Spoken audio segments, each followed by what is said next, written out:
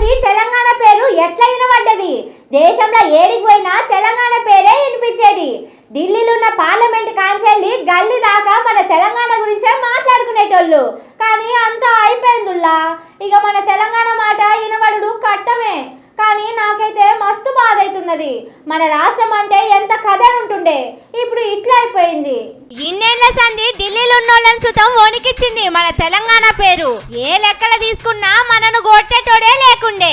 కానీ ఇక మన తెలంగాణ పేరు వినిపించుడు కట్టమే ఉన్నది. తెలంగాణలో కారు పార్టీలకు ఒక్క ఎంపీ సీటు సుతం రాలేదు. బీజేపీ వాళ్ళు షెయి పార్టీలకు షెరో 8 సీట్లు వచ్చినాయి. కానీ వీళ్ళు ఎన్నడన్నా తెలంగాణ గురించి మాట్లాడిన రానుల్లా.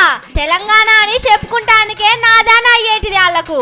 ఇక మనకు రావాల్సిన పైసలు, మనకు రావాల్సిన కంపెనీల గురించి ఎట్లా మాట్లాడతారు? కాళేశ్వరానికి పైసలు అడిగే, కాజీపేట కోచ్ ఫ్యాక్టరీ సుతం అడగలే. ఏం కొట్లాడినా కారు పాటోళ్లే అటో ఇటో తిప్పల పడ్డరు. కానీ ఇప్పుడు వాళ్ళకు మొత్తానికే గుండు సున్నా పెట్టి ఇంట్లో కూర్చోబెట్టిండ్రు పబ్లిక్.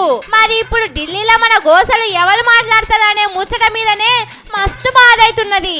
ఈ పక్క రాష్ట్ర పొల్లు, ఆ పక్క రాష్ట్ర పొల్లు ఢిల్లీ పార్టీలకు సురుకు పెట్టి వాళ్ళ దగ్గరి పార్టీలకు ఓట్లేసిండ్రు. కానీ మనం మొత్తం ఢిల్లీ పార్టీల చేతుల్నే పెడితిమి. మరి చూడాలే పూ పార్టీలు, షెయి పార్టీలు ఎంతగానో కొట్లాడతారో, ఎన్ని పైసలు చేస్తారో. కానీ మొదటి సందే లేనిది ఇప్పుడు రమ్మంటే ఎట్లొస్తుంది చెప్పుండ్రి.